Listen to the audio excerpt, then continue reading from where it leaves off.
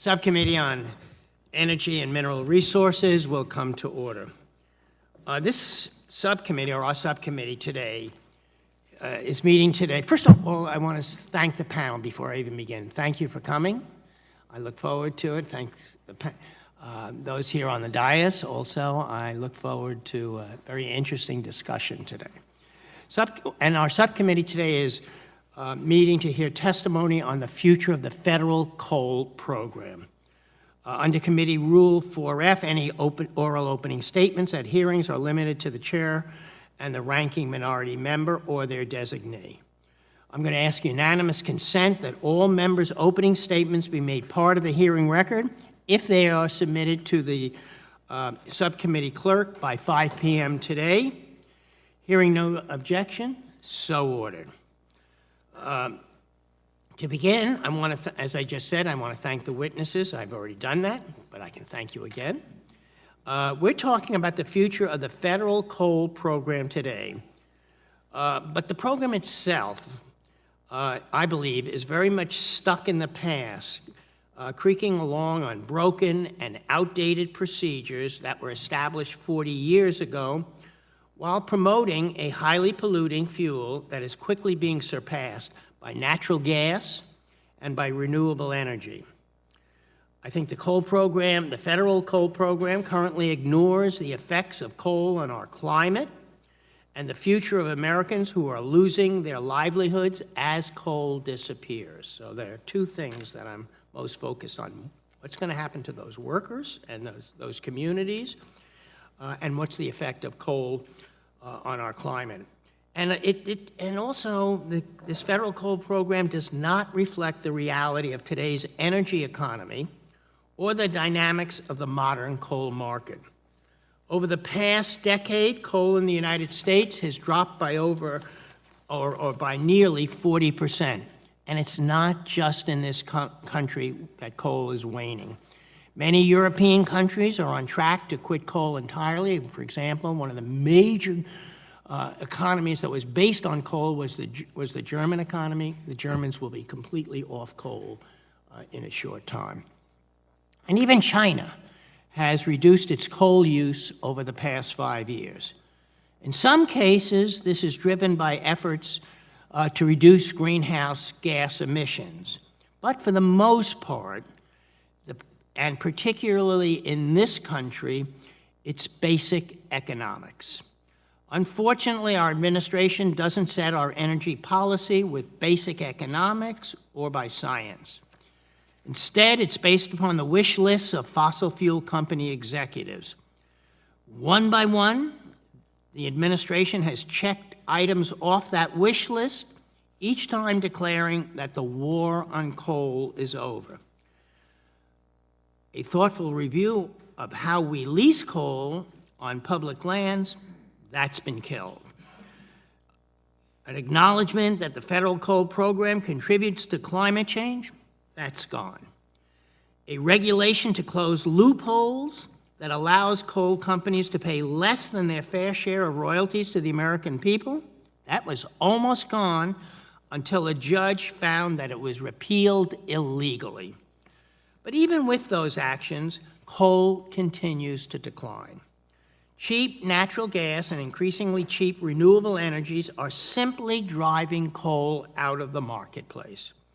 Meanwhile, the U.S. Geological Survey published a report last year that said the federal coal program alone, just the program of coal that's on federal lands, is the cause of 13% of our country's greenhouse gas pollution.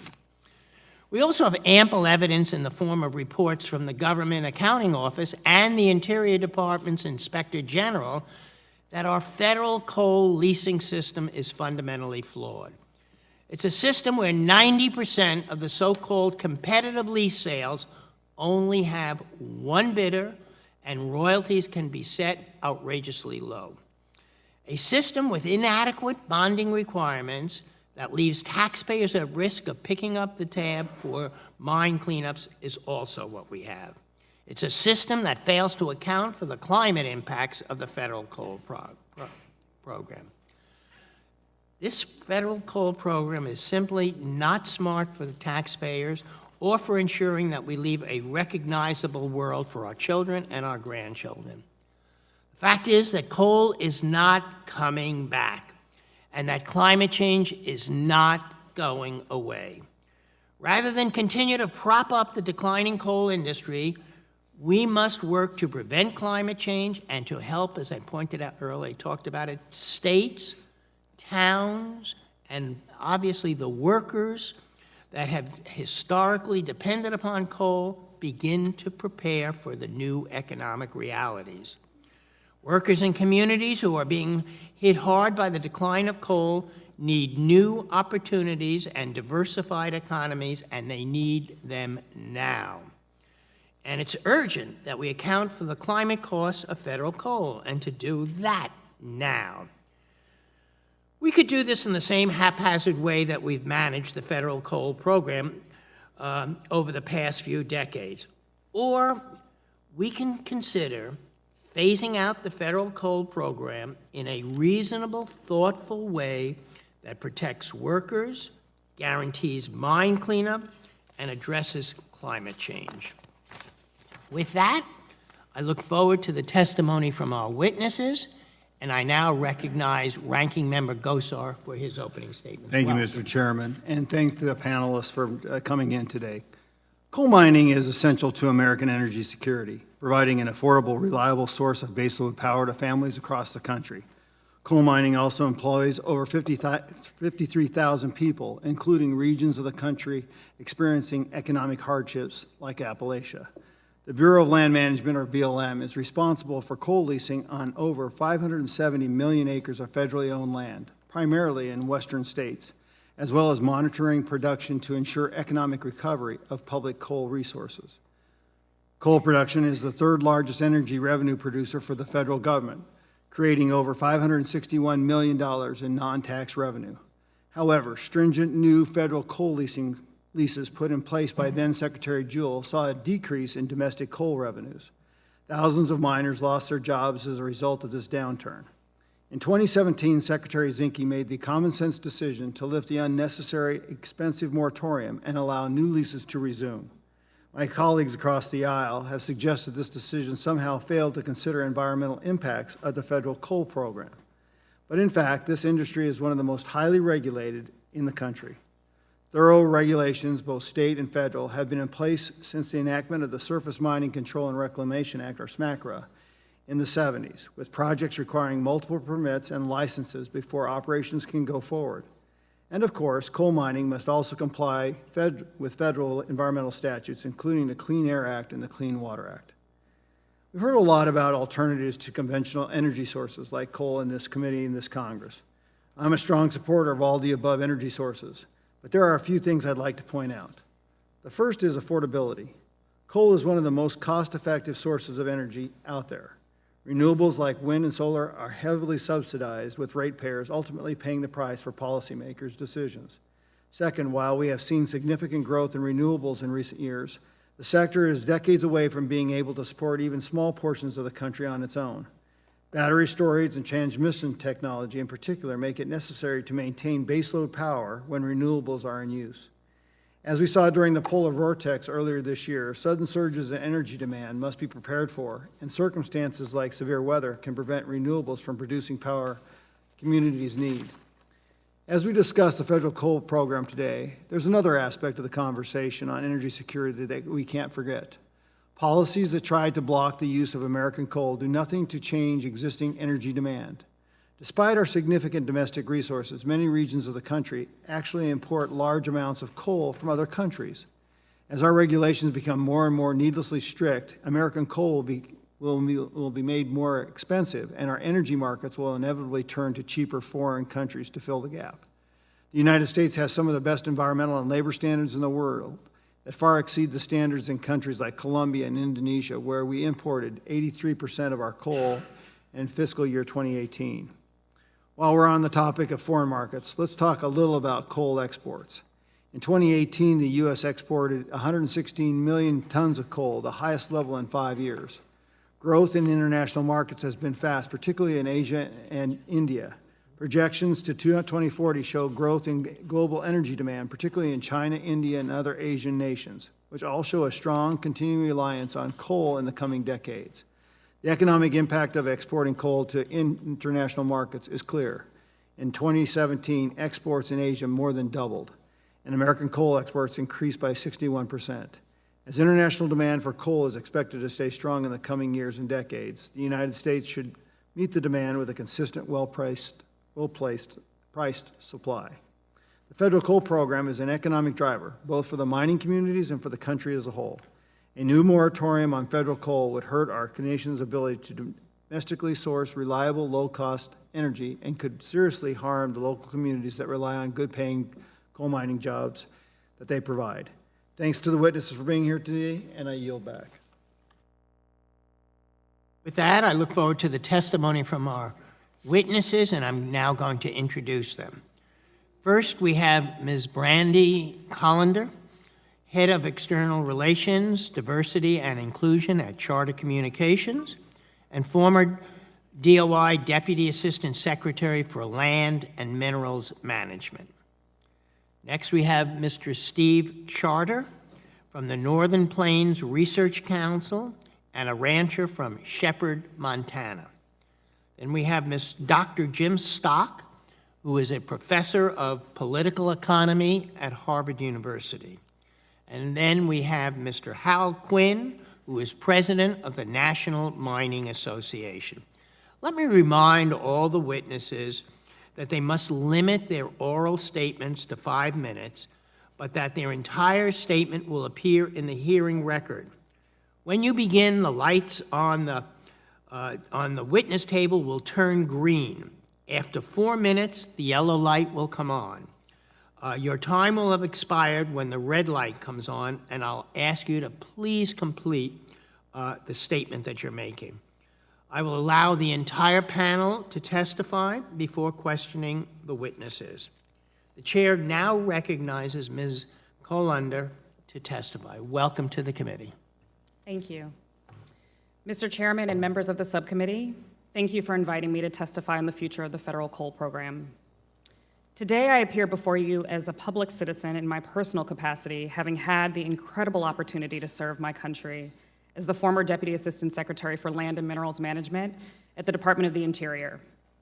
My time at DOI allowed me to work in partnership with coal executives and stakeholders across the spectrum to navigate historic bankruptcies and the collapse of an integral industry financial assurance tool, self-bonds.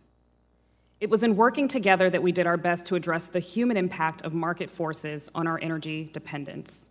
Families pivoting from an industry whose role in America simply changed forever. The reality of market forces shaping the new value of coal in our country led our administration under President Obama to take action to protect American citizens. We believe deeply that we were charged to help people pivot despite our nation's new reliance on more competitive sources of fuel.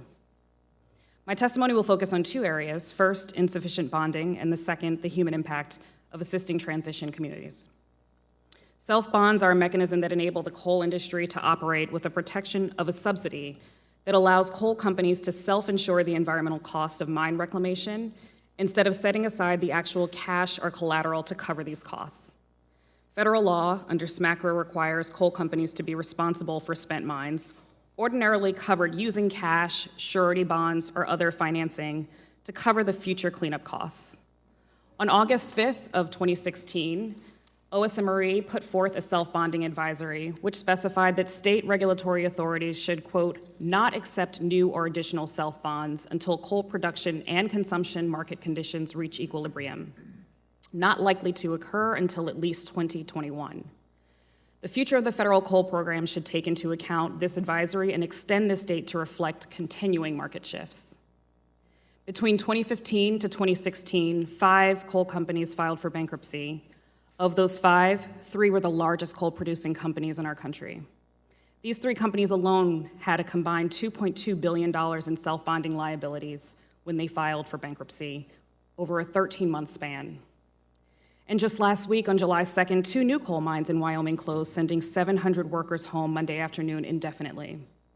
Court documents reveal that Black Jewel's bankruptcy liabilities total at least $500 million, roughly $6 million of which are owed to employees.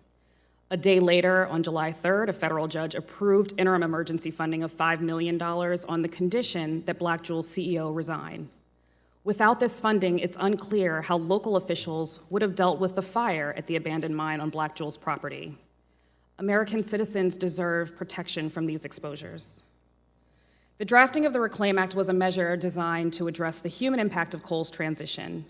Our development of this legislation in partnership with congressional leadership acknowledges the opportunity to support rural communities across our country by promoting economic revitalization. Thank you for your leadership in advancing this important effort.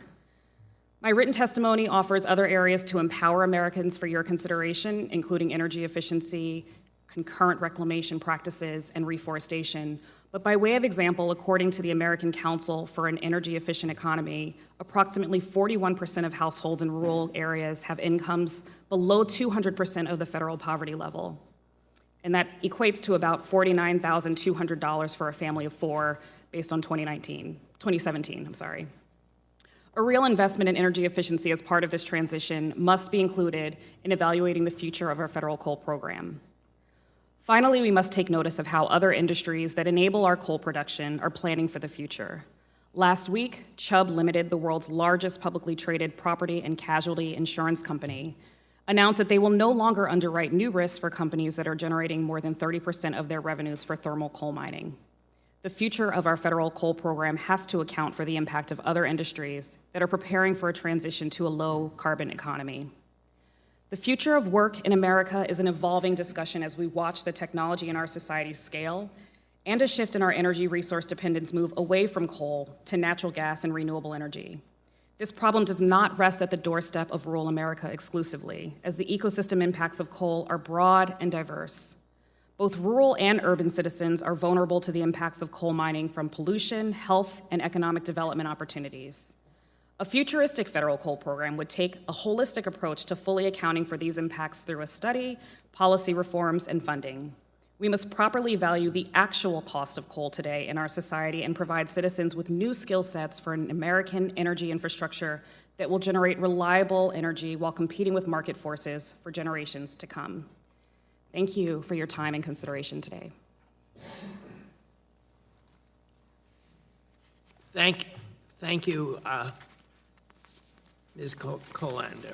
The chair now recognizes Mr. Charter for 5 minutes. Good morning. My name is Steve Charter. I'm a third-generation Montana cattle rancher. I live in coal country and have lived under the threat of coal mining all my life. The federal coal under our ranch has been sold for pennies per ton, and the ranch will soon be undermined by a huge longwall mine that will cause disruption to our ranch operations, including major subsidence and possible damage to our critical water supplies. We could have sold out years ago, but we have chosen to stay because of our deep ties to the land and to our commitment to protect it. Today, I am representing the Northern Plains Resource Council and the Western Organization of Resource Councils, both grassroots organizations formed by my parents and other ranch families who were concerned about the impact that coal mining would have on our homes, livelihoods, and communities, and knew that we must work to promote coal mine reclamation and protect water so that when the coal industry is gone, our communities won't be. Thank you for the opportunity to testify about the future of the federal coal program. This conversation is increasingly urgent in the West. The Western coal industry has been stable for decades, especially in the Powder River Basin, but today it is facing unprecedented financial pressure. Black Jewel, now the sixth Western coal company in 4 years to enter Chapter 11 bankruptcy, and there is a very real prospect that it'll be the first in the West to convert to Chapter 7 liquidation. Coal has fueled our economy and provided many livelihoods. But at the Eagle Butte and Bel Air mines Black Jewel just closed in Wyoming, hundreds of miners showed up for work and were told to go home. Their last paychecks bounced and their pensions and health care are in jeopardy. Local vendors have been left holding the bag. Some counties are owed millions of dollars in back taxes, and reclamation is in doubt. Bankruptcy often allows companies to shed these costs, but somehow the executives always seem to get their big bonuses. Whether we like it or not, this is the growing reality. Subsidies and loopholes won't change coal markets and bring the coal industry back to what it was.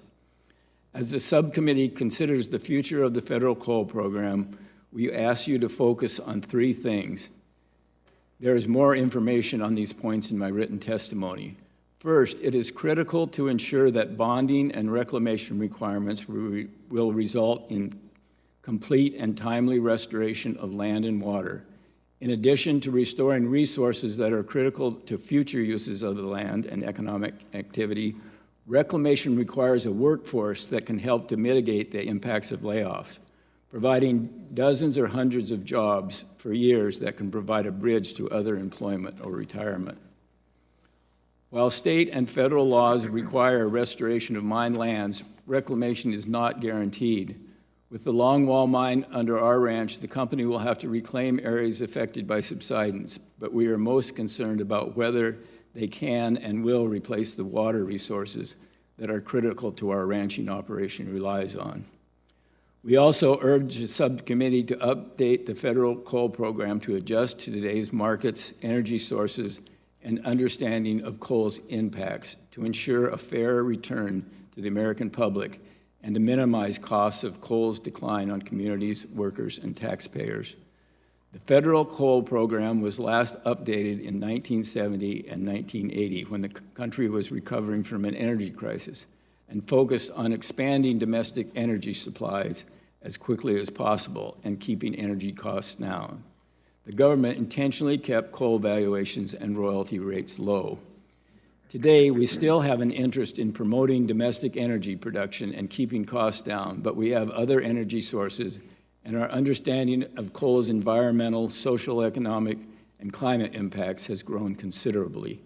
The measures to subsidize the coal industry are no longer appropriate, but the federal coal program is still being managed for a different era. Finally, we ask the subcommittee to make it a priority to reclaim the tens of thousands of abandoned coal mine sites across the country so that coal's legacy is not one of barren or polluted sites that cannot support agriculture, wildlife, or other uses. Thank you. Thank you, Mr. Charter. The chair now recognizes Dr. Stock to testify for 5 minutes. Welcome, Dr. Stock. Thanks very much. Thank you, Chairman Lowenthal and Ranking Member Gosar, for providing me with the opportunity to speak to the committee on the future of the federal coal program. I've also provided a written statement which gives details that I do not have time to cover now. My name is Jim Stock. I'm a professor in the economics department at Harvard. In 2013 and 2014, I was a member of the Council of Economic Advisors under President Obama. My research and teaching includes econometrics and energy and environmental policy. In 2018, 41% of U.S. coal was mined under a federal lease. The USGS estimates that burning that coal accounted for 13% of U.S. energy-related CO2 emissions. There are two narratives around the future of coal. One is that we stand on the verge of a coal renaissance as part of the administration's goal of energy dominance. The other is that coal is rapidly on its way out and that climate policy should move beyond thinking about coal. In my view, both of these narratives are wrong. In recent research, I and co-authors estimate that 92% of the decline in coal from 2008 through 2016 is due to the decline in natural gas prices. The consolidation of the Black Thunder and North Antelope Rochelle mines announced last month and the closure last week of the Eagle Butte and Bel Air mines demonstrate that market forces are driving the decline of coal despite the many pro-coal actions taken by this administration. That said, under current policy, coal is not disappearing anytime soon. The remaining coal plants are the most efficient and the ones for which coal has the greatest cost advantage. In addition, coal from the Powder River Basin, which is mainly federal coal, will remain the lowest cost coal available. The Energy Information Administration projects that coal use for electricity will decline by less than 25% through 2050. If so, our children and grandchildren might have autonomous electric vehicles, but under current policy, they will be powered in part by coal. A threshold question is whether federal coal removed from the market would simply be replaced one for one by non-federal coal. The answer is no. In other research, we estimate that this substitution ratio is likely to be quite small. Removing federal coal drives up the price of all coal, which stimulates demand for gas and renewables. Removing federal coal from the market would have climate effects big enough to matter. We estimate that emissions implications of some federal coal program reforms are of the same order of magnitude as the Clean Power Plan. There are several policy options for scaling back the federal coal program should Congress choose to do so. One is simply ending coal leasing on federal lands, perhaps with some phase-out considerations. A second is increasing significantly the royalty rate on federal coal, for example, by incorporating a carbon charge. A third is imposing a carbon budget for federal coal mined under new leases, thereby capping cumulative emissions from the federal coal program. The economics of these policies are quite similar. Under each, most of the phased-out federal coal would be replaced by natural gas or renewables. We estimate that retail electricity prices would increase by less than 2%, arguably much less if wind and solar prices continue to decline. And because federal leases would be grandfathered, all three policies would provide electricity markets and mining communities with a 20-year glide path. One difference among these policies is whether the additional revenues from higher prices go to the states or to the coal companies. Another difference is that the carbon budget policy option is in effect a backstop that only kicks in if market forces do not, on their own, sharply reduce coal generation. Mining in the PRB took off in the 1970s because of federal policy, specifically the environmental need for low-sulfur coal and concerns about the energy crisis at the time. Now, PRB jobs and some state budgets, especially Wyoming's, are highly vulnerable to advances in renewables technology and to future national and/or power sector climate policy. These communities will face transition challenges in any event, and addressing them proactively is an important part of this discussion.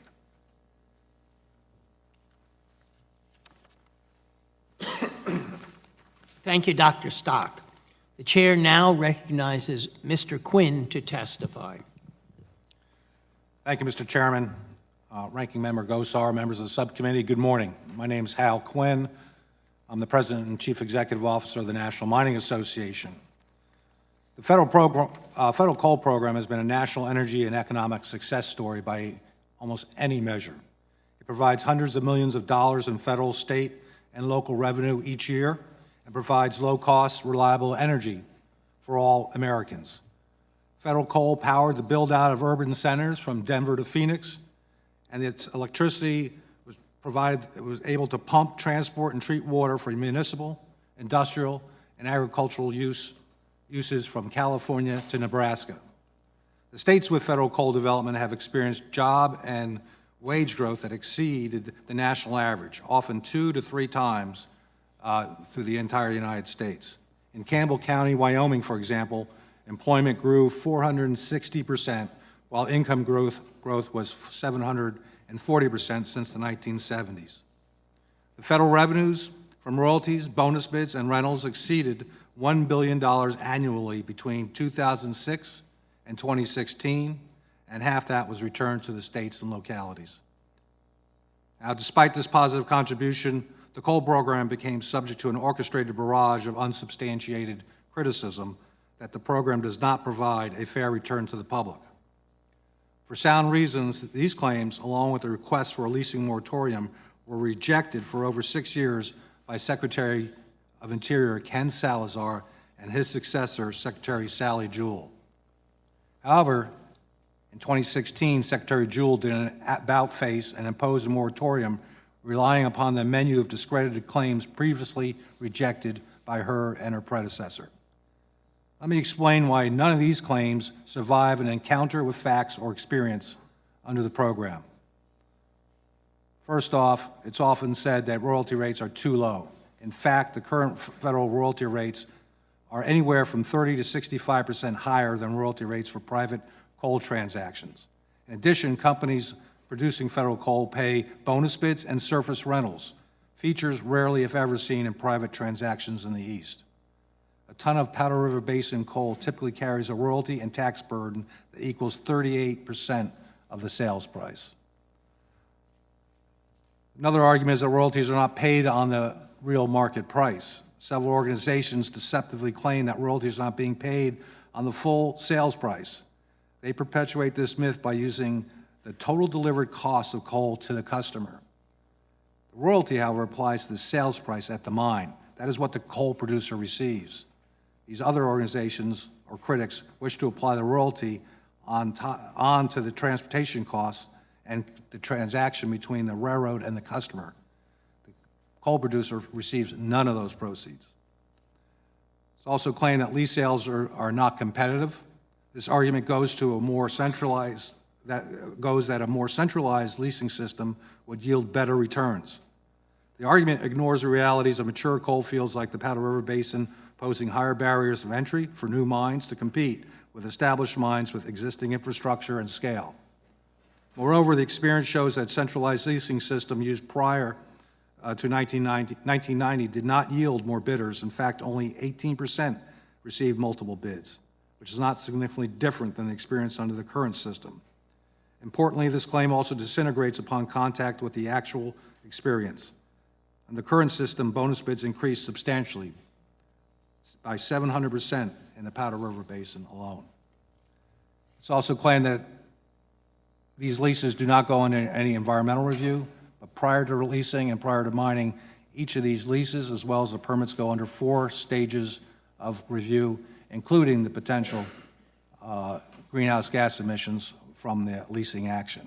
There are simply no gaps and the on-the-ground performance demonstrates that. The Department of Interior's last series of oversight reviews report that all the operations producing federal coal in the West have zero off-site impacts. Despite the success on the federal coal leasing program, Secretary Jewell imposed a moratorium offering pretext instead of real evidence.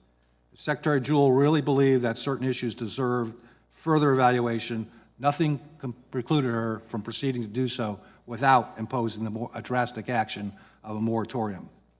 The future success of the program will in part depend on avoiding disruptive and disabling policies that make federal coal leases less available, more expensive, and yield low returns for states and communities. I've heard much today about a just transition for coal workers, but at the same time, all we've heard today is about policies that are simply going to separate more coal miners from their jobs. It's not clear to me how just that is in any sense of the word.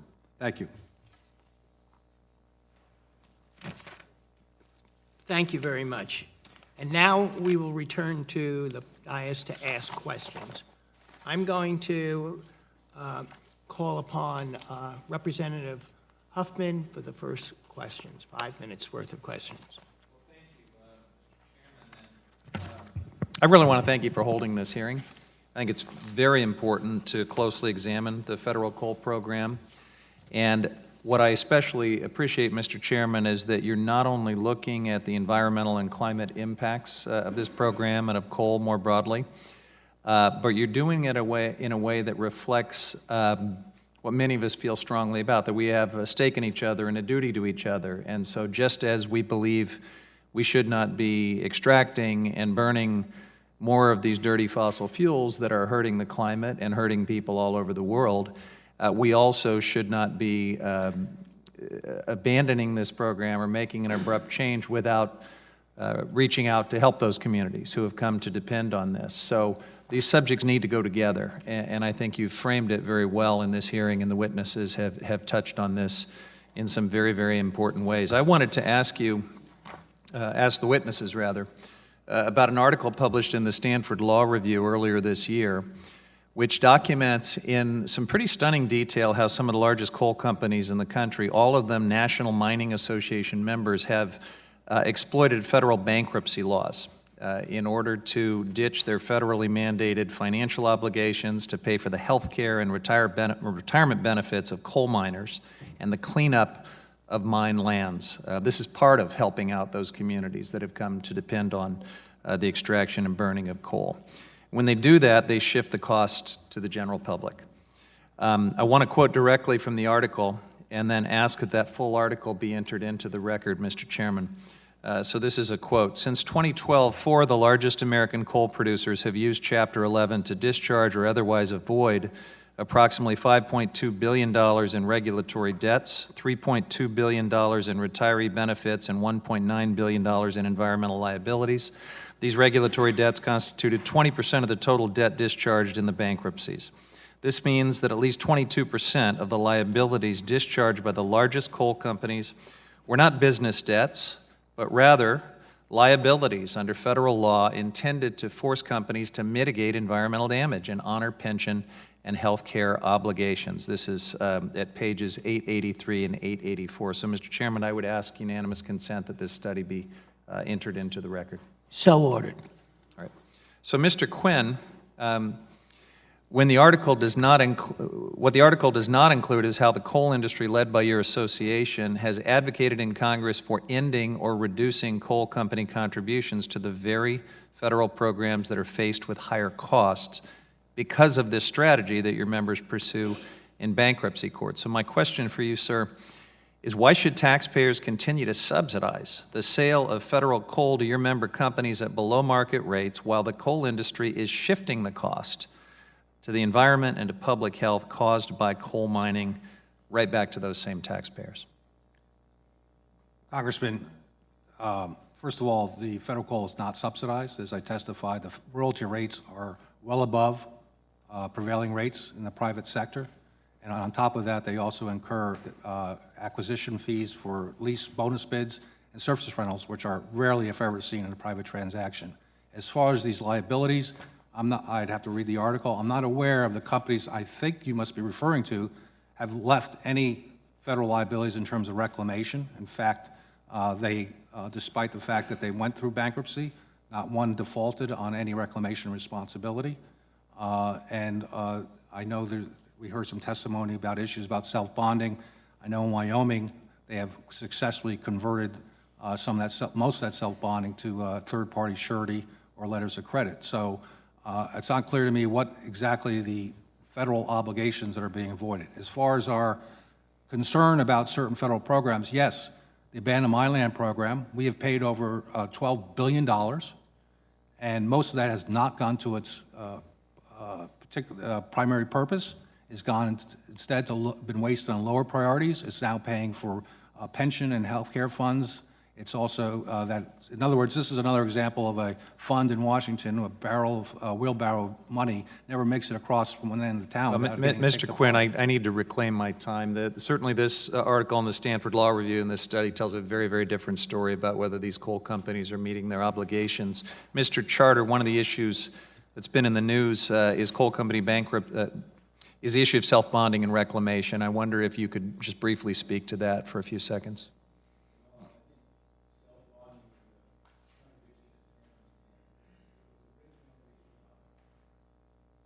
Stated to these really big companies that they thought had, plenty of money to be able to self-bond themselves, and that's turned out to be not true. And I think that what's really pertinent here, it is written in SMACRA in federal law that allows self-bonding. And Montana doesn't allow self-bonding, but other states do.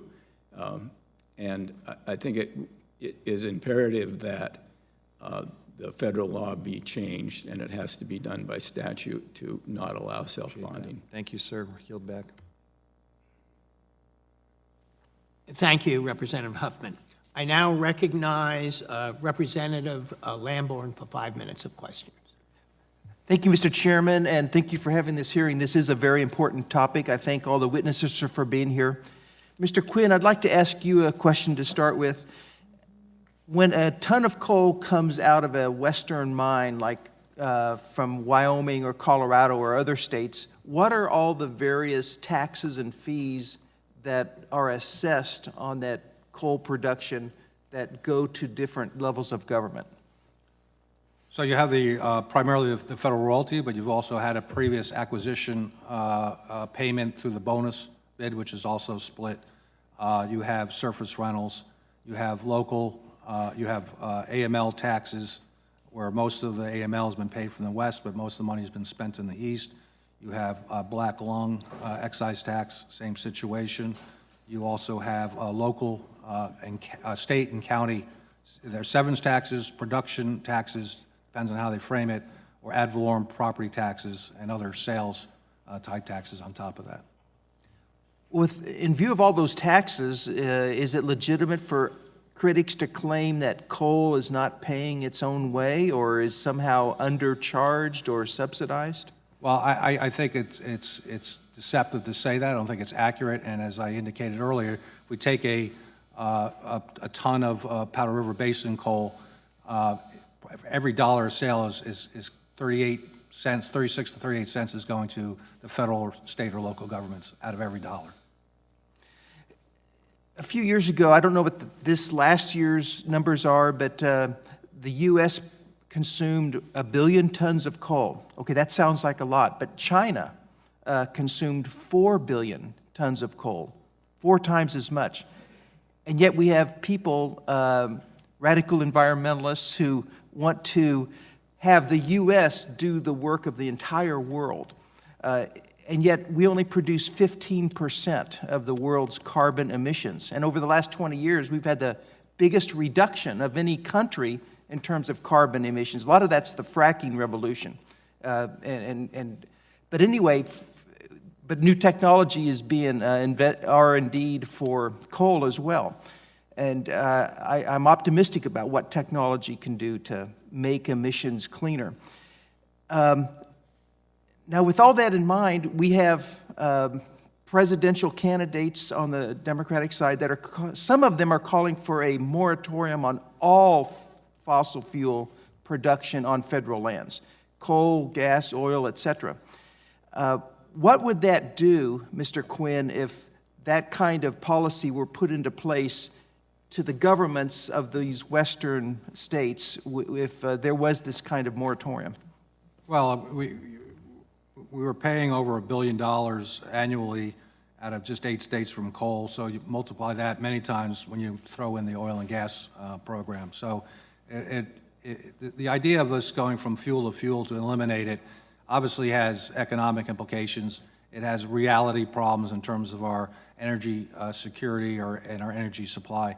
But I think, Congressman, your larger point is well taken. This is my personal view, is that the idea of going, focusing on one fuel and saying, let's get rid of it, moving on to another fossil fuel, to me, that's an admission of failure in terms of the long-term challenge of climate change. So we can either go with a Michael Bloomberg approach, which is ban coal, then ban gas, or you go with the Bill Gates approach, which is we need some deep developments in technology, and technologies related to fossil fuels, both coal, oil, and gas, in terms of carbon capture, use, and so forth, are absolutely needed.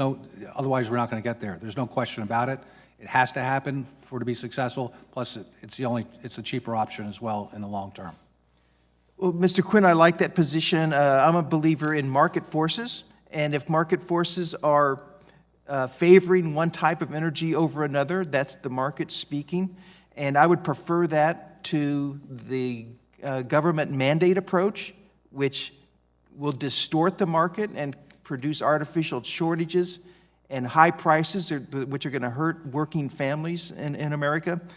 I guess that's a very general question, but do you agree that the market approach is better, like an all-of-the-above energy policy, versus the government picking winners and losers and punishing certain types of energy production? So in perspective, I'd say, that emerging technologies need some government intervention and support. And I think that's good, research and development and so forth.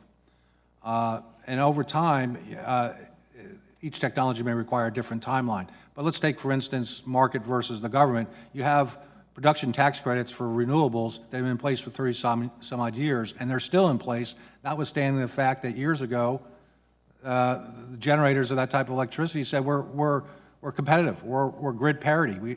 So why do we still have this, rather than directing that type of funding to some of the deeper cutting technologies directly applicable to fossil fuels on gas, coal, and oil, and across the industrial sector? That's the frustration, is that we seem to be spending money on things that have been demonstrated, and we're not spending enough and getting some of the absolutely necessary technologies demonstrated, scaled up for commercialization eventually.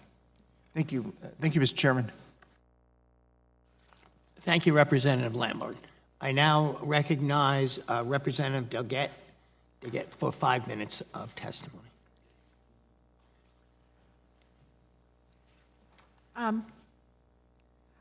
So the Trump administration really has been working to expand coal production on public lands. And one example is that the administration's, they've been promoting coal so aggressively. The BLM scheduled hearings in Colorado, public hearings for 2 proposed coal mine expansions at the same time, 300 miles apart, which hindered advocates from being able to actually testify at both of these hearings. I wondered, Ms. Collender, if you could tell us, is there some legal requirement by the federal government to promote the use of coal on public lands aggressively?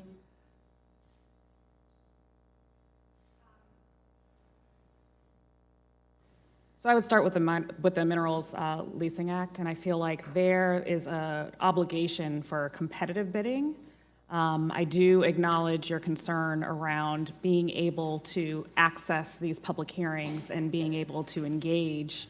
I think that there is also a broader conversation to Representative Huffman's point earlier around examples of where reclamation concurrently could help when there are unfortunate bankruptcies because of market forces and competing fuels with respect to natural gas and renewable energy that are just simply more competitive, and the coal companies being able to navigate the failing and falling demand in China.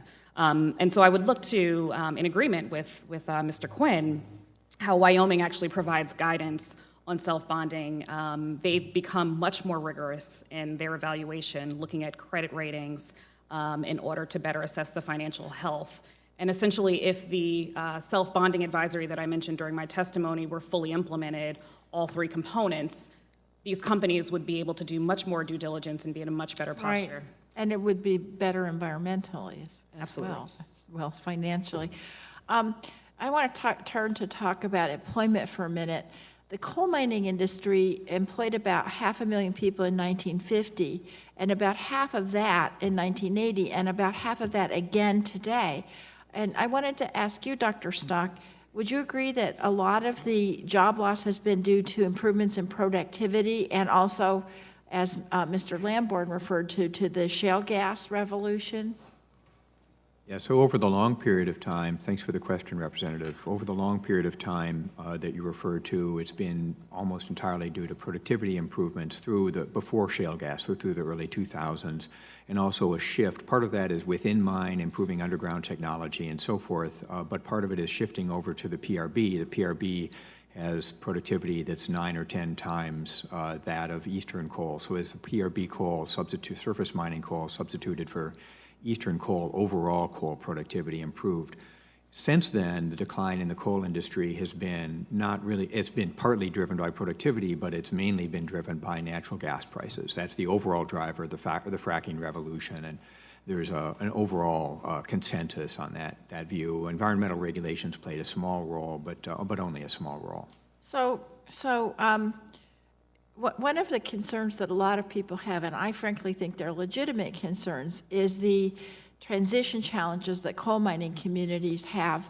But I would ask you, Mr. Charter, with these statistics I talked about the declining employment even since 1950, wouldn't it be fair to say that the coal mining communities have faced these transitions for decades, and it's really something that we need to work on, not just right now, but for long-standing issues? Yes, I mean, these issues have been around for a long time. So in the early 70s, when my parents and their neighbors formed the Northern Resource Council, it was because they recognized we were really unprepared for coal development. And they worked really hard to get federal and state laws passed. And we got a really progressive coal tax in Montana that had a coal tax trust fund. And one of the reasons they did this is because of the history in Montana has been the mining companies have come and basically taken all the wealth and left a big mess. And We have a city called Butte, Montana, which is the biggest, I think it's the biggest cleanup site in the country. Yeah. And, you know, that's been the history, that mining companies come in and take the wealth and leave the problems. And we were determined that that wasn't going to happen. And it just seems like that might be happening again, Yeah. and we just cannot let that happen. Thank you. Thank you. Thank you so much, Mr. Chairman. I yield back. Thank you, Representative DeGette. I now recognize Mr. Westerman for 5 minutes of questions. Thank you, Chairman, and thank you to the witnesses for being here today. Dr. Stock, I appreciate your testimony and your analysis that you put forth, and I believe you said that 13% of U.S. carbon emissions are due to coal. And, you know, if we look at the world's carbon emissions, I believe the U.S. is responsible for 15%. So that would say that coal accounts for about a little under 2% of global carbon emissions, which is significant, but it may not be as big of an issue as we generally think of when we think of coal and carbon emissions. Also, I checked, and it looks like about 14% of U.S. energy consumption is derived from energy within coal. So again, it's definitely a significant part of our energy sector, but it maybe not as big as a lot of people would think. You also talked about how the decline in coal use is more due to market forces than anything else, specifically the lower cost in natural gas. I've seen that in my state where coal plants are announcing closures and natural gas plants are being built, and that's the market at work. So if we take the stigma from coal and just look at coal for what it is, it's carbon and hydrogen and a lot of other chemicals, that it's energy, it's condensed energy. Should we just totally give up on coal, or should we continue to look for ways that makes coal cleaner, that makes it more economically viable? Should we take the approach to go ahead and kick coal while it's down and try to exit the use of coal more rapidly? Or should we just let the market forces do what the market forces are going to do? And it looks like the trends are that there will be less and less coal used. Those are a lot of really easy questions. Hit That's them when we quick. get Oh, the- hit them quick. Okay. So that's really a really terrific set of questions in all seriousness to be asking. And those are the right questions to be asking about the future of coal. You can see your own state from the Navajo generating station problems that the market forces are really an important driver, but that's not the only thing that's going on. I mean, just to be clear, we have what economists call an externality. We don't price carbon dioxide emissions, and that means we have too many carbon dioxide emissions. It's like you don't have a problem. I don't have a problem. I don't think anybody has a problem with coal per se. But the problem is that we don't price carbon dioxide emissions, and so we have and we might not want to put a price on carbon dioxide emissions, and that's the complication of climate policy that we're facing today, and it's the one that you confront all of the time. So how does coal fit into that picture? There are strong approaches that would be on the supply side, which would be ending coal leasing. You know, it's also super desirable, I think, to continue having R&D in carbon capture sequestration and ways to use coal and other fossil fuels where they're not emitting the carbon dioxide. And it's important to have R&D and and support for renewables, second-generation technologies like second-generation biofuels. Those are all part of the picture. In this particular case, I think the challenge is how do you recognize, or how does one recognize the decline, the inevitable decline of the coal industry, putting carbon capture and storage aside, the inevitable decline of the coal industry as we move to a cleaner suite of energy technology policies, and how can one use the time that we have now before the market forces just dry up the coal industry to really provide a solution to the states and the communities that need those solutions. It seems like the market approach, if it happens, and again, technology could change everything, just like it did with natural gas. We didn't know we had so much natural gas until technology allowed us to find that natural gas, and now the prices are going down. Mr. Quinn, would you like to address any of those questions in 16 seconds? Yeah, I think it's, again, going back to my earlier response, I think it's a matter of perspective of how you tackle a long-term problem, a challenge of climate. And I think I think we can talk about pricing carbon, but at the same time, if the technologies aren't there, you're going to have some serious displacement in terms of certain sectors of the economy. And the other question is when the government taxes things, where does that revenue go? They may promise it goes to one thing or another, but it rarely ends up there permanently. And so you just create another revenue stream that, so to the extent that you're talking about dividends to the population or divert it to energy research, the recent past indicates that we ought to be a little bit suspect of that being a long-term destination of those funds. Thank you, Mr. Westerman. I want to continue on these questions, and let me try to understand, and I'm going to ask first Dr. Stock this. We're seeing, as was pointed out, over the last decade, a 40% decline in the use of coal in the nation. We've talked about how do we attribute that to, whether it's market forces and the rise of renewables and alternatives which may or may not be able to totally replace coal at this moment. That's an open question.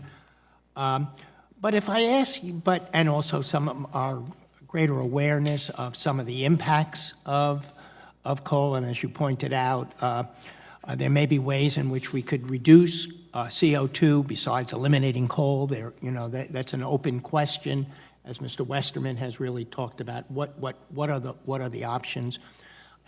And we've also heard from the Stanford study and from Representative Huffman about the rise of bankruptcies and what's going on out in the market. If you had a guess over the next decade, what do you see happening in the coal industry over the next decade? So there's two key contingencies in that. And so one key contingency is what happens with the prices of renewables. So does offshore wind keep declining like some people think it will? Does onshore wind keep getting more and more efficient? Do solar prices go down? If so, if they go down more than the Energy Information Administration expects, then that could really put tough times on the coal in general and federal coal in particular. On the other hand, that's not the baseline prediction of the Energy Information Administration, nor is it my baseline prediction. There's going to be modest or continuing modest decreases in those prices, and coal will continue on. So the option, either there's going to be kind of as we see the rise in renewables, either that is going to drastically kind of replace it, or there may be technological changes and other ways in which we will see this decline, but not in a radical way that we've seen. So the question I'm asking, and the issue I think Representative DeGette had raised, is how are we going to deal with this transition? Are we going to anticipate if there is going to be a dramatic transition? And earlier you talked, I think, about a potential carbon charge that could be. Do you see that as playing a major role in helping communities and to go through this transition of both economies? And maybe you could explain that and what you see, how, from your perspective, how much could a carbon charge help those communities? Sure, it's useful to think about just the orders of magnitude. If you're getting roughly speaking $500 million in overall royalties right now, Half of that goes to the states, half of that goes to the federal government, if I have my figures right. So that's generating a substantial stream just from existing federal royalties. Those existing federal royalties are ones that could be used for a variety of different purposes if they were earmarked to help in this transition, I would imagine. In terms of a carbon charge, the specifics of your question, a different approach would be to continue to allow new leases, but those new leases would have a component of the royalty that would reflect the carbon damages that would be imposed by burning that coal. So that would be like a mine mouth charge. That would generate, to the extent that there were any new coal leases under those additional royalties, those would generate some additional revenues that could be used, again, for this purpose. Those are going to be transitory because, as we've discussed, in the long run, there's going to be a transition away from coal, but those transitory revenues can be quite substantial between the existing revenue stream from federal royalties and perhaps new ones from a carbon charge, and those could be earmarked for use for coal communities. Thank you. I just have a quick question. I'm going to go back to Ms. Collender. In your previous life, it must have come to you, or did it come to your attention, that there were, in 2016, that there already were two major reports in 2013, one from the General Accountability Office and one from the Interior Department's Inspector General, that reviewed the federal coal program and found numerous problems. Could you describe what those reports said? What were what were those problems that had been identified in these programmatic reviews of the coal program? Thank you. Thank you for the question.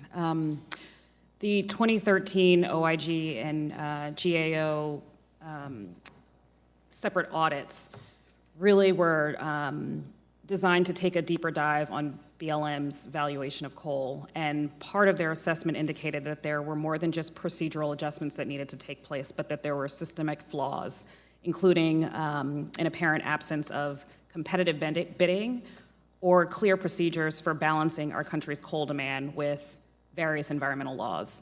And I do think it's important just to kind of step back a little bit and appreciate that twice before, a review, not a moratorium, but a review was put in place by the federal government post the energy crisis. And it was an opportunity for us to really just level set and assess what was best for the country, what was best, not with respect to attempting to kill Could you kind of summarize that? Very interesting, but we're running out of time. I apologize. I think that the biggest takeaway is that there was a previous programmatic review, and the programmatic review of 2016 was designed to allow the existing coal leases to move forward, but to take into account the changing market shifts. And so the opportunity that I think we have before us today in evaluating the future of federal coal is to keep that in mind. Thank you. I now recognize Ms. Cheney for 5 minutes of questions. Thank you very much, Mr. Chairman, Ranking Member Gosar, and thank you to our witnesses for being here today. As you all know, nobody knows coal better than Wyoming. We are the nation's #1 coal-producing state. We take great pride in the production of coal. We view coal and all of our fossil fuels as national treasures. We also take great pride in our reclamation successes and in our care of the environment, as well as in the extent to which we are on the leading edge of technological developments, including carbon capture. And so I have to say I take real exception with the descriptions a number of the witnesses have made today, in particular about Black Jewel. I was in Gillette just a few days ago, and our communities and our families are feeling and facing real pain. We have had 700 people laid off, and the idea that pain would be used by witnesses in this committee to somehow suggest that we ought to pursue an anti-coal sort of an endeavor, to me is really offensive.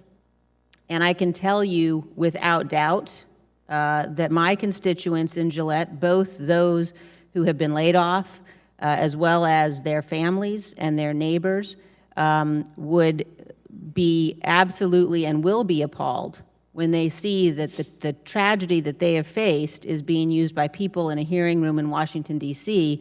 to suggest that we should end the coal leasing program, our federal coal program. There's no question but that the policies that were adopted by the Obama administration were an attempt to kill coal. That's exactly what the Clean Power Plan was, and those have had an impact. We continue to feel the pain of those. And we know that the Clean Power Plan, as Secretary Jewell testified, would have had, over the long term, a negligible impact on global temperature. So it was an effort to kill the coal industry with no benefit to the environment. We also know that what happened with respect to Black Jewel has to do with, the best way you can describe it is significant financial mismanagement. So I would just, again, express my real objection to using my constituents to score political points against coal. Coal is a crucial form of predictable baseload power in this nation. It is a form of power generation that we cannot do without. And what went on in the Obama administration was not just a programmatic review. And I want to direct my questions now to Mr. Quinn about the coal leasing moratorium. There has been some suggestion, Mr. Quinn, that there were systemic flaws in the leasing program that were identified. Could you explain what your understanding is of the IG report, the GAO report, and the extent to which those were used as justification, not just for a review, but for a moratorium on coal leasing on federal land? And explain to me exactly why you think the Obama administration decided to adopt that policy. Thank you, Congresswoman. Actually, I'd prefer not to answer the question, let people reflect on what you just said, which I think is very powerful words and description of what we're facing in Gillette, in Campbell County, and Powder River Basin, and other coal fields. But to your point, my reading of those two reports was they did not identify anything systemic flaws in the program. They identified some inconsistencies when certain policies were applied on certain types of leases. GAO never repudiated its finding from 10 years earlier that the lease by application process does deliver fair market value. And even the Deputy IG, I think, testified in front of this committee and answered a question from Congressman Lamborn that basically said that the public is getting its fair market value and oftentimes more than fair market value.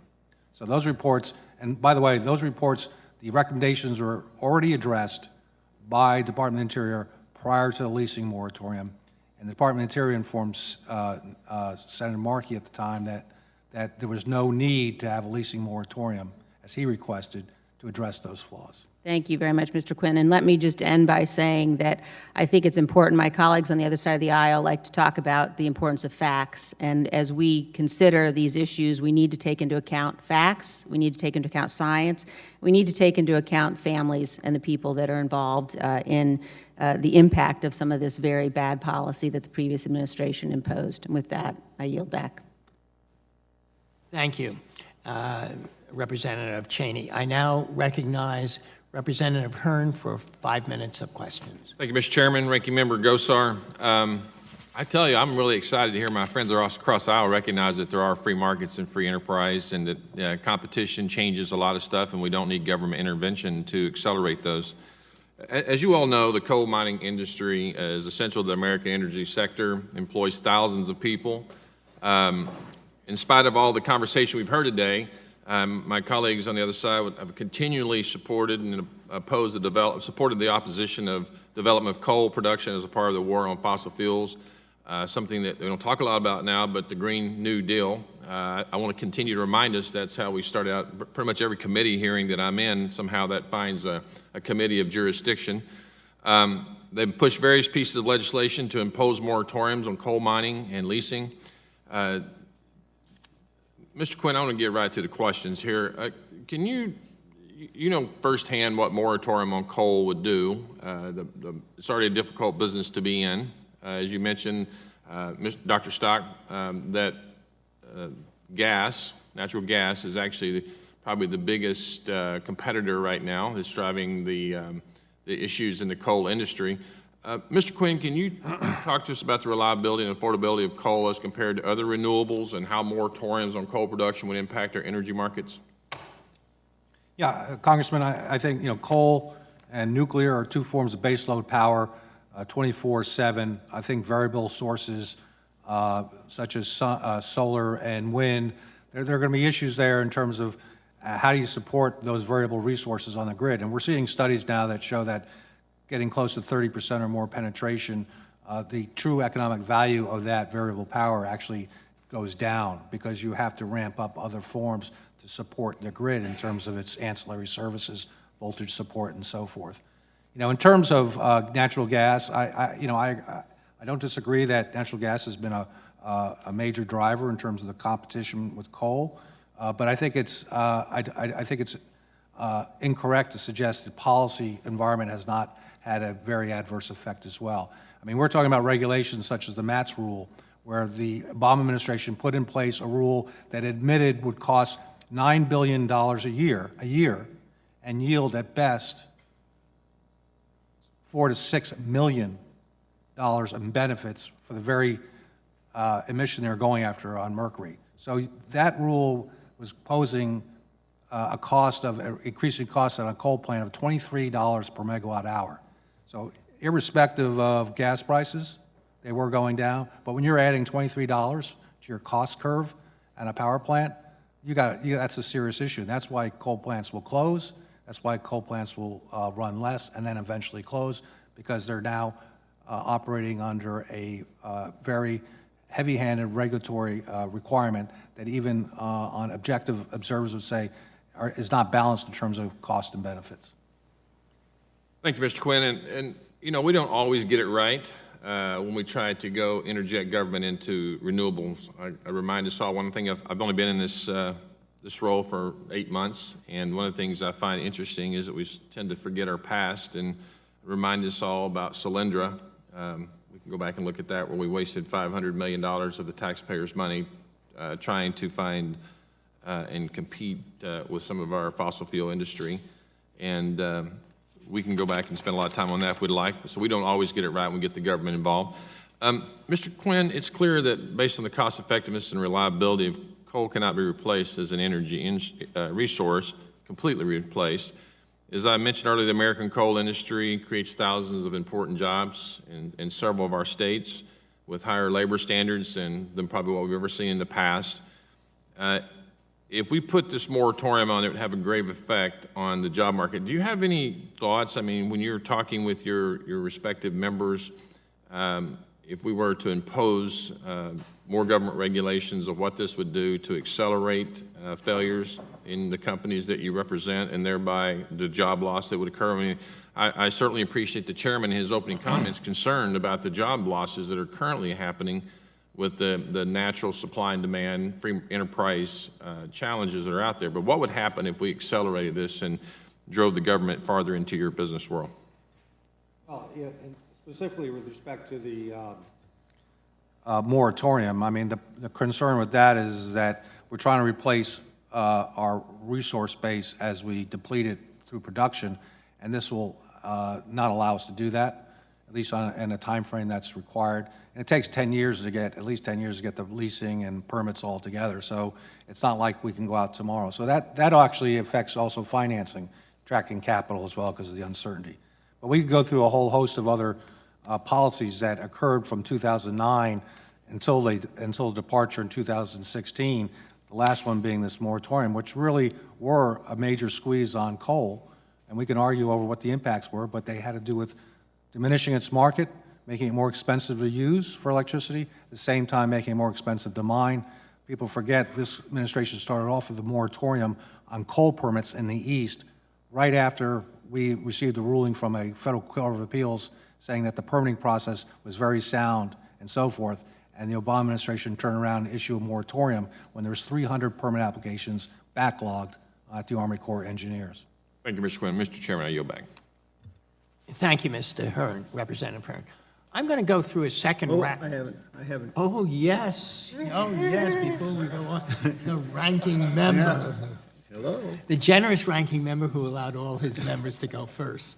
Well, Dr. Struck, the one thing I want to correct you on is that the share between federal and state is now 52-48.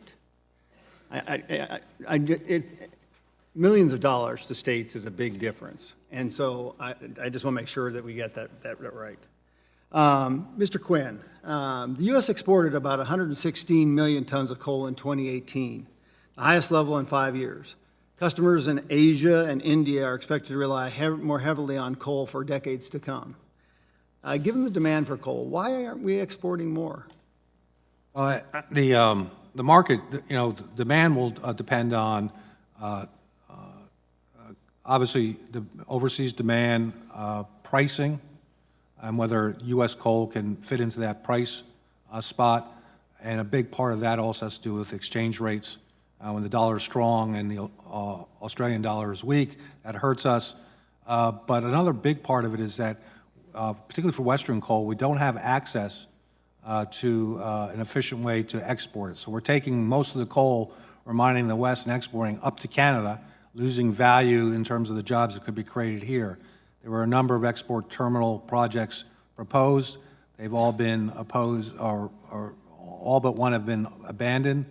And that would, having a first-class export facility out west would actually make a big difference in terms of making federal coal more competitive.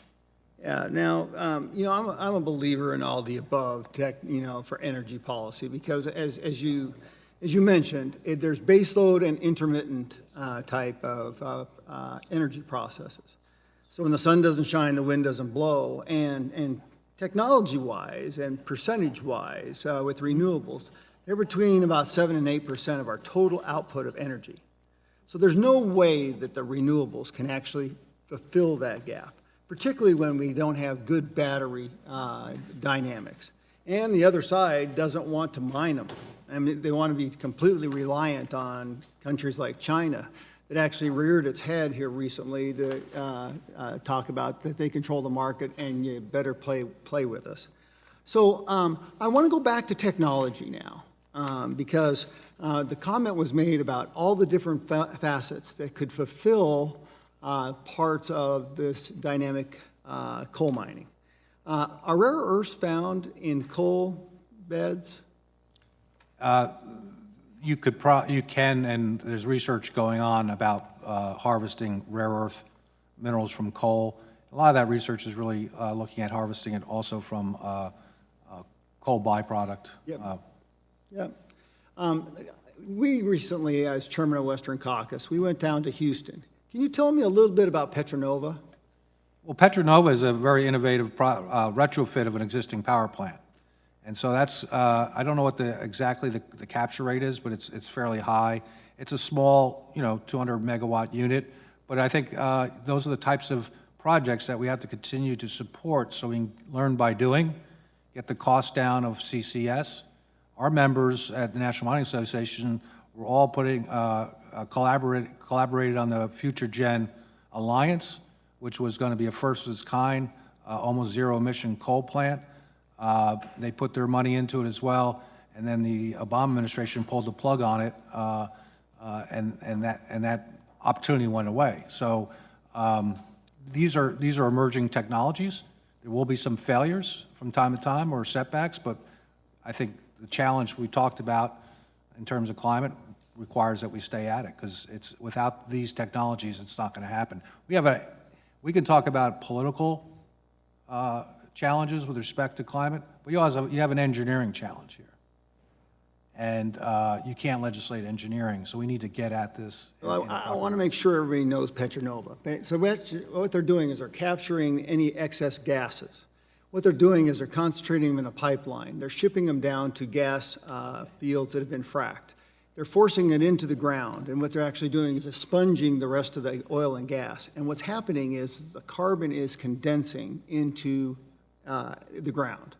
It seems like a pretty interesting concept, and very successful, by the way. It is one of only 2 in the world, and the only one in the United States. So once again, I go back to the technology. We should be keeping all those above. I would love a second round because then we'll come back to the Navajo generating station. All right, we will do a second round, but we'll do it quickly.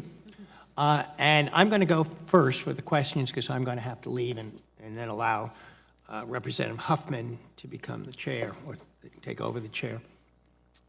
Mr. Charter, I'd really like to understand a little bit more how the problems around the valuation, of federal coal, royalty rates, non-competitive bidding, how has all of this affected your family per se? Have you benefited at all by having coal? Well, like everything, yes, there are benefits, but I think the story of how it affects our family and why the revenue isn't coming in. So both my son and daughter live on the ranch and have young families, and their kids are about to enter the Shepherd school system. And the Shepherd schools are very overcrowded. They have some classrooms and rooms that weren't made to be classrooms, and they haven't been able to keep up on the maintenance of the schools. And my daughter was just recently trying to get a mill levy passed to remedy some of these things, and it failed. And I think it failed just because there isn't enough money in our rural area. So why an area that has this massive coal seam, why are we so broke? And the history of why that happens is pretty interesting. So in the 1880s, when the railroad land grants, they gave half of every square mile on both sides of the railroads to the Northern Pacific Railroad. And that's why where I live in a checkerboard pattern where the coal company owns every other section. And so half of that was given away then.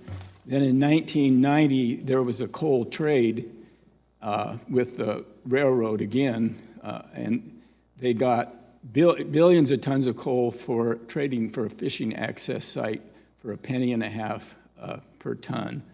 And then in 2013, the rest of the coal was put up for lease, and we were very vigilant on kind of watching the BLM and trying to find out how they valued that coal. And we were told they couldn't tell us how they valued it because that was proprietary information of the coal companies.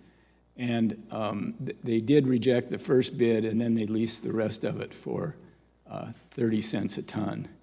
And so out of that vast coal resource, we're receiving very little revenue from it. And the way the law is written on royalties, half of those royalties would go directly to the state for schools and other vital infrastructure. So, and then to add to that, there's they initiated the ONAR rule, but before that, the companies were on the royalty rate selling to their own subsidiaries at non-arm's length deals to lower the value of the coal, so the royalty was even less. And then in this past Montana legislature, the mine where I at, they got to begin the mine, they gave them a 5-year property tax break, very substantial. And here, this year, they came back and asked it be renewed, and they did. So the property tax I pay on my land is much higher percentage than the coal company has to. So all these ways, we've basically given away these vast resources, and we're just not benefiting from them. Thank you. I want to ask one last question to Dr. Stock and kind of change it a little bit, the conversation, not much. I just recently returned from, we had a kind of a field trip of the EMR committee, of our committee, to the East Coast to visit the states of Massachusetts and New Jersey, New York, and we saw a phenomenal amount of excitement, very high bids for offshore wind, which are anticipated to be able, because of all the production of offshore wind in Europe and bringing down the prices already of offshore wind, that there is a real potential for offshore wind to produce a phenomenal amount of our electricity, estimates as much as twice as much electricity as that we're using today. Is this argument all academic? Is renewables just going to, in the next 10 to 20 years, just that price is going to continue to drop, and regardless of the other issues around coal, it's just, do you see this as, if that price comes down, that this is an academic discussion and that we're really going to move in that direction, not because of market forces? There's an important part of this where these prices are coming down because of learning by doing, and that's been really a big driven by these demands. So in particular in offshore wind, this is truly one of the most exciting areas right now in the entire renewable area, because we've seen, as you point out, reductions by a factor of 3 from some of the projects that were started in Denmark just 10 years ago. And new technologies are all the time being developed for figuring out how to do floating platforms and all of that sort of stuff. The wind is much more reliable if you go deeply offshore. So this is an area that could really make a big difference. And as we see those prices coming down, that's going to be putting inevitable pressure on coal. And if I could, I know there's no more time, but I really do feel like it's important for me to clarify what might have been a misunderstanding by Representative Cheney. It is precisely because of the job losses that we are seeing, we have been seeing, and we will be seeing in the Powder River Basin and elsewhere in federal coal communities, that there needs to be responsible action, thinking about how to use revenue sources that are currently available to help with the transitions that those communities will be facing inevitably. Thank you. I now yield to the ranking member. Well, I appreciate that. But on the flip side of that, it's also, we can't steal money for what that tax was intended for as well, for mitigation and remediation. So it's a happy balance across there. So, Mr. Quinn, I want to go back to this idea of lack of competitive bid. Part of the problem is the environment in which the bid is placed. I mean, when you have uncertainty in regards to the rules and regulatory state, you're not going to attract a lot of people. When you see the impetus of putting some type of a carbon tax on top of the mitigation, it becomes very unattainable. And I'll take the Navajo generating station. It's in my state, okay? It's a perfect microcosm because rules and regulatory state, one of the big ones that was placed on it was regional haze. Well, regional haze had nothing to do with the Grand Canyon for the Navajo generating station. It was from California and China. So here was an onerous rule put in place that cost money. Then you look at the jobs that are associated with it. 98%, I think it's 96% of all the jobs associated with Navajo generating station were with Hopi and the Navajo. It is about 80% of the operating budget of the Hopi tribe. And it's about 40 to 50% of the Navajo. And so this was a very thoughtful collaborative that Congress devised. But part of the problem that I'm trying to get to is the lack of competitive bids is because you've got to be a huge company to be able to wither the length of time for the environmental impact statement, the bid process, even going through the whole slurry of investigative processes. Then the rules and regulatory state, the EISs. Can you give me a little bit more about that, Mr. Quinn, about why the lack of competitive bids? Yes, Congressman, a lot of the coal fields are mature. They were being developed in the 70s and 80s. And once that infrastructure has been put in place, it's difficult for anybody else to come in and say, oh, I'll bid on this smaller track and try to build a mine that can compete with the larger ones that are out there that already have scale, they already have customers, they already have the infrastructure to transport it and so forth. So that's really one of the reasons. But what was interesting is when we look back, when they used the regional coal sales, it was supposedly both sales forms are competitive, but when they used the other ones that's more centralized, the results weren't all that dramatically different. I mean, it's just a different character out there based on the scale of these operations required. As you say, there are not that many companies with the balance sheets that are able to play in that field. Time is money. Time is money, and frankly, I don't know why the issue of how many bidders makes a difference, because BLM already determines the fair market value prior to the auction, and if you don't meet it, there's no lease. And private transactions are done all the time on major real estate and other long-lived assets with single private negotiations to reach what the proper value is. So this is, to me, very much of a red herring. Yeah, Mr. Charter, I do have to correct you. You know, we gave away, is your comment, to the railroads. Well, it was a way for the federal government to get an infrastructure that's how they paid for it. You know, the east-west, north-south rail. And so whether you think it's good or not, it wasn't a giveaway because there was something that was returned in the industrial age in regards to motorization and access to both coasts were accomplished by the leveraging of that type of process. Good or bad, it wasn't free. There was something that came of it. Mr. Quinn, once again, when we look at the availability of coal has to play, and I think Dr. Stock said it, it's going to be part of the protocol because even in this committee, even in this Congress, we've seen a prohibition of looking at anything on the outer continental shelf in regards to offshore for gas plays, no seismic. So we're going to be limited, if that's the case here, when we're trying to take off all our base load. And I find that kind of interesting that, you know, we're duplicating what's happening in Germany. So in Germany, what they're doing is getting rid of all their coal, they're getting rid of all their nuclear, and their base load power, they're going to be dependent upon Nord Stream 1 and 2. And I find it interesting that the other side that finds Russia so problematic, they're going to depend on their baseload energy off of natural gas from Russia. Talk about geopolitical balance and imbalance. That's someplace I don't want to be.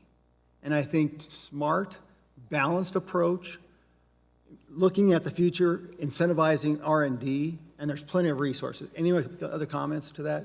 Well, you know, I think it's a great observation, and just to add to the geopolitical aspect, when we talk about coal exports, South Korea, Japan, these are nations that have high energy vulnerability ratings, and they are looking for partners because they have high efficiency, low emissions coal plants in place and more going in place. They like the U.S. coal. More than that, they like a secure Thank you, Mr. partner. Thank you. Thank you, Mr. Quinn. I will now recognize myself for 5 minutes. I'm standing in, of course, for Chairman Lowenthal. And Dr. Stock, I want to start by thanking you for pushing back on Representative Cheney's remarks. I'm really disappointed that my colleague from Wyoming left after her comments because, frankly, I think there's an important conversation that needs to happen in a very specific way on these subjects. And simply saying that those of us who want to talk about the suffering in Wyoming and other places where the dying of coal, the reality that coal is dying is causing dislocation and suffering, we want to talk about that to help those people. And to say that we're doing that to score political points is not accurate. It is essentially the definition of trying to score political points, especially when you turn around and try to blame Barack Obama, as my colleague from Wyoming just did. So, Dr. Stock, does Barack Obama have anything to do with the work stoppages and the economic dislocation that's happening right now in Wyoming? So our estimates were that there were some effects of environmental regulations in reducing coal, but they're small, maybe 6% as opposed to the 92% for natural gas. So I would say overall, no, it's just the market forces going on that are driving this. And I do apologize to Representative Westerman for making the mistake of thinking him from Arizona instead of Arkansas. They're one of the A states. Yeah. Let's go a little further into this, Ms. Collender. Nobody has tried harder to prop up the dying coal industry than the Trump administration. And guess what's happened over the last 2.5 years? Coal has continued to decline. Coal plants have continued to shut down. Bankruptcies have continued and even accelerated. And this administration, while bragging that they're restarting coal against the realities that are actually happening out there in the market, also argued in the BLM's recent environmental assessment that the 2016 moratorium on coal leasing actually had no impact. So I want to kind of turn that question again back to you, Ms. Collender. The economic dislocation that was mentioned by my colleague from Wyoming and others. What role does environmental regulation and the moratorium that your administration put in place have? Thank you. Thank you for the question. And I appreciate you pushing back because it's when you have an opportunity to serve, you are able to spend time with people on the ground. And what I appreciated the most about my experience in public service was having coal executives call me, reach out to me, and us be able to put politics aside. Sure. And so people are hurting, and I think that there's a shared commitment around addressing that. I also feel like it was through our efforts in the Obama administration where we drafted the Reclaim Act and got support from congressional leadership to find a way to invest $1 billion into coal country to help with the transition, the equivalent of their New Deal experience, if you would. Mm-hmm. And so I think that one of the bigger concerns that is being raised here is around the geopolitical implications of picking winners. And quite frankly, I think there are geopolitical implications irrespective of which resource is chosen, because the technology, the longer that we maintain regulatory uncertainty, that's the most costly piece. So offshore wind, by way of example, is something that I've spent a lot of time with in my career, and offshore wind provides tremendous potential. Denmark is the perfect example of what happened post the Arab oil embargo of transitioning away from reliance on a fossil fuel to renewable energies. So you have other countries that have leaped and bound across the United States with respect to them being able to have these advances. Thank you for bringing that up, because my friend from Arizona likes to suggest that if it's not coal, it's going to be all of this scary natural gas from Vladimir Putin or some other equally troubling fossil fuel, and the truth is there's other cleaner options. In fact, I just checked on my cell phone, and as we sit here today, over 40% of the demand in California is being met from clean renewables. Correct. And there are many days in California and other states where that number is even higher. Experts tell us with a little bit of smart investment in the grid, we can go a lot higher than that. So let's not pretend that there's some false choice between coal and being under the thumb of Russia or Saudi Arabia or anywhere else where it's dirty fossil fuels.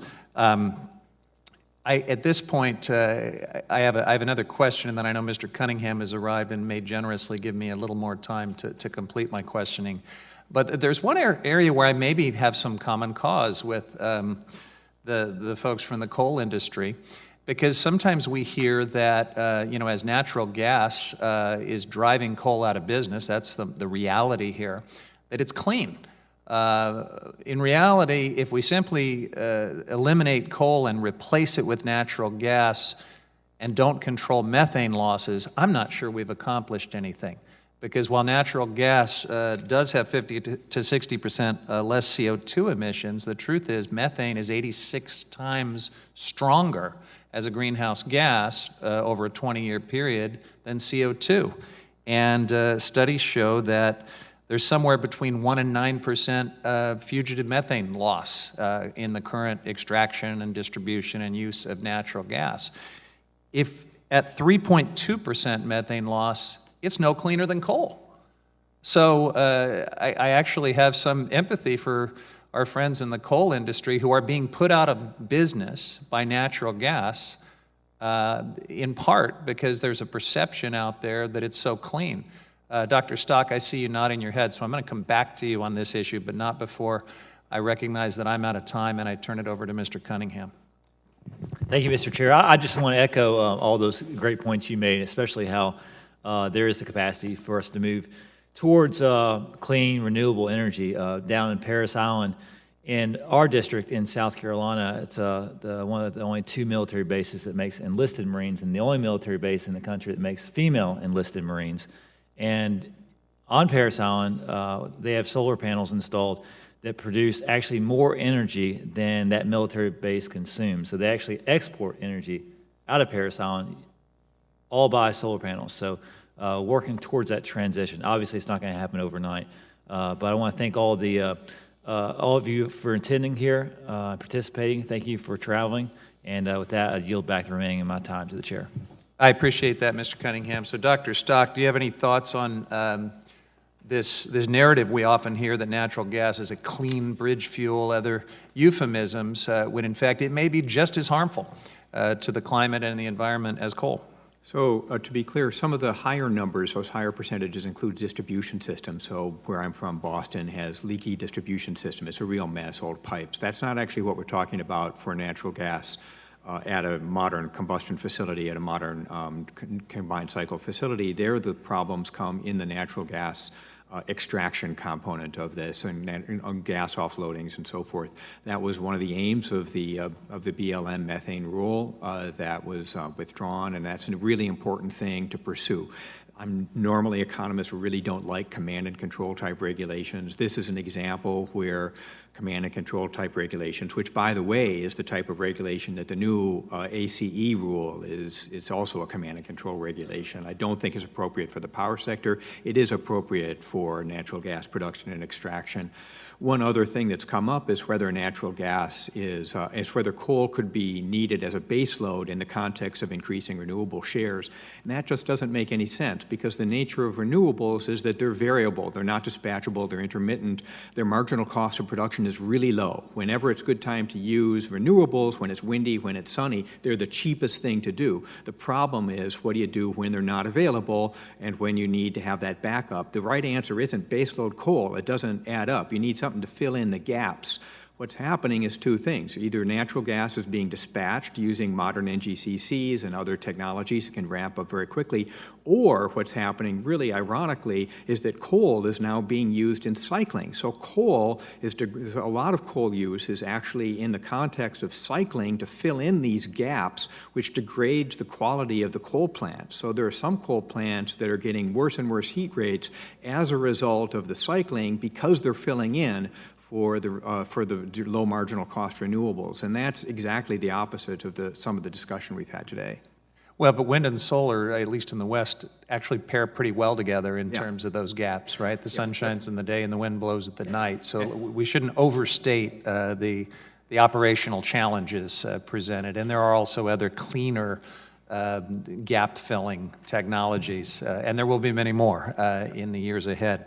So Mr. Quinn stated in his testimony that the federal coal program has been an enormous success, powering economic growth and job creation through the nation. That was a quote from him. Dr. Stock, I just want to close by asking you if that's true. Is federal coal currently powering economic growth and job creation throughout the nation? The federal coal program has been a very important program historically. In the 1970s, it played a critical role in our transition to our dealing with the fact that we were using oil, imported oil, in our power sector to generate electricity.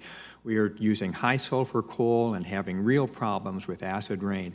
Over the course of many years, we've transitioned so that we no longer use imported oil, and we're using much cleaner technologies and have really reduced our acid rain. We're in a different world today, and in the world that we're in today, the federal coal program is one where the key issue to recognize is its inevitable decline, and how is it going to be ramped down in a way that's responsible, that takes responsibility for the fact that many of these towns, like Gillette, Wyoming, were ones that were developed because of federal policy, but now they're going to be really hit. And the challenge we're facing today is how to manage that decline and how to do it in a way that is fair to the state of Wyoming and fair to those workers and fair to those communities, but also moves us forward in our climate goals. Well stated, and I would think that working together to help those communities is a lot smarter and more effective than denying the reality of the dying coal industry and trying to blame it all on Barack Obama or radical environmentalists. So thank you for your testimony. Mr. Gosar has this fine tradition in these subcommittees of asking all the witnesses to take 1 minute and answer the question they wish they had been asked. Do you want to close with that, Mr. Gosar? Sure. What was the question that you wished was asked that wasn't, and what is the answer?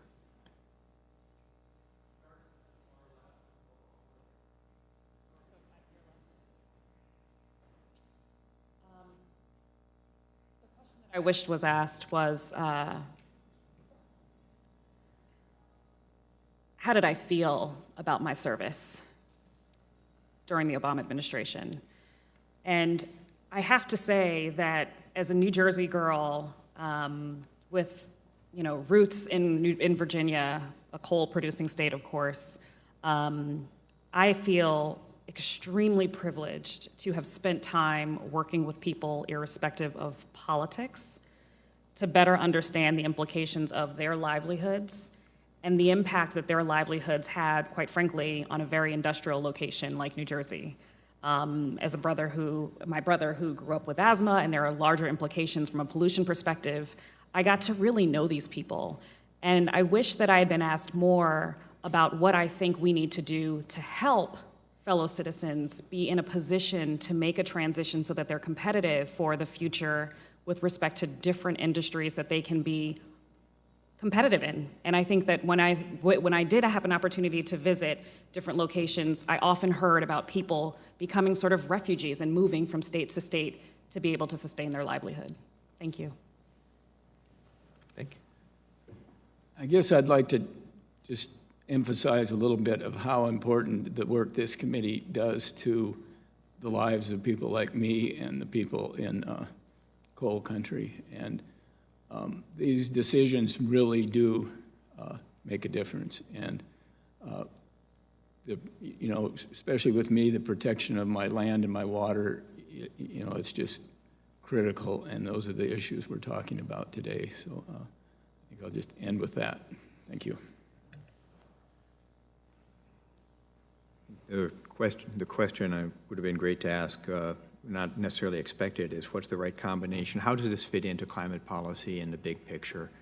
I think that in my view on where climate policy in a big picture needs to go is fourfold. First, we need to have a commitment to developing those new technologies and those new jobs and those innovations, and make sure that those are American technologies that we develop here at home and not just wait, as we have in solar panels, for them to be developed and those cost savings to be seen in China. Second, we need to impose a price on carbon or manage that in areas where it really matters, in areas where it's going to work and not be expensive for the consumer, and that might be the power sector. Third, we need to recommit to doing this in an international way so that we're all shouldering this problem for an international problem. And fourth, where this matters for the coal program, is that we need to commit to helping those communities that will be hurt by this transition and figuring out a way that they can move forward too. Well, I don't have any questions. I think there was, that I wish to be asked, there was a lot of good questions. I thought it was a good discussion. There was a range of views here. We may not agree in terms of timing on when solutions have to be around, but I think there's a pathway there that was identified that we have to be careful how we do it. We're going to have to get some deep technology transition here across the board when we address climate challenges. We have to be mindful of what we need in the meantime to have sustainable solutions, both with economically, environmentally, and politically, quite honestly. And frankly, I think there's a lot of hope to get there, and we have to be.